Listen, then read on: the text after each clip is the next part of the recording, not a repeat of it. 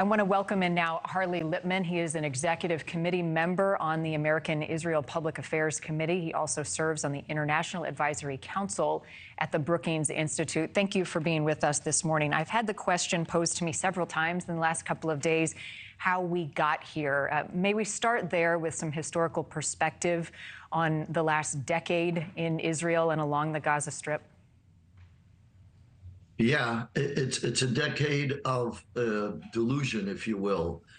This notion that you could live alongside of an organization that runs Gaza, Hamas, that is dedicated to the destruction of Israel. That's their sole purpose. And the idea that Israel and the world could live with that has shown it to be folly. So Hamas has become ISIS.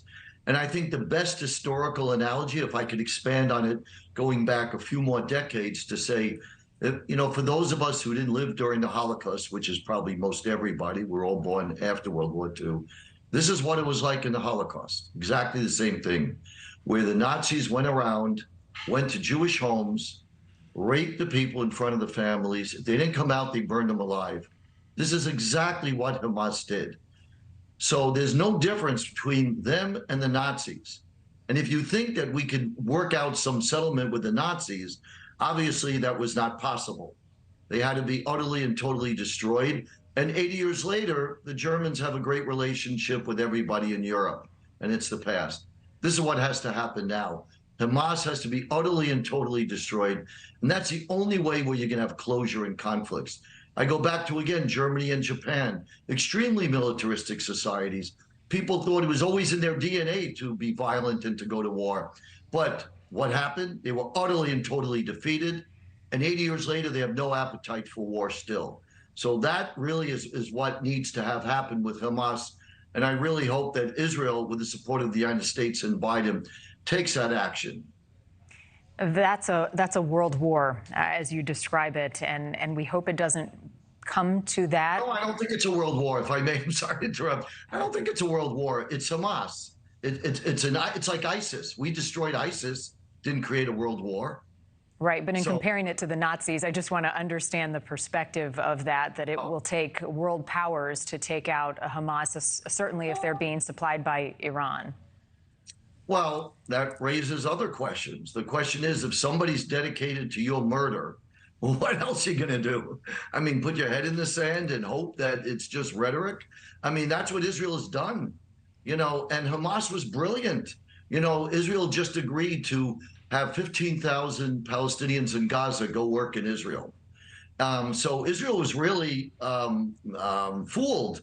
So Hamas did that deliberately to think that obviously Israel's never going to be prepared for an attack like this. So obviously Hamas doesn't care about their own people. It is a great example. The leaders of Hamas are hiding in bunkers or left the nation. They don't care. They're leaving these poor Palestinians to be victims of Israeli retaliation. But Israel has no choice. And Hamas is responsible for this. When you are firing missiles at innocent people from your home, you put those people in danger, which is Hamas. It's not Israel. Israel is reacting to defend itself. That's all.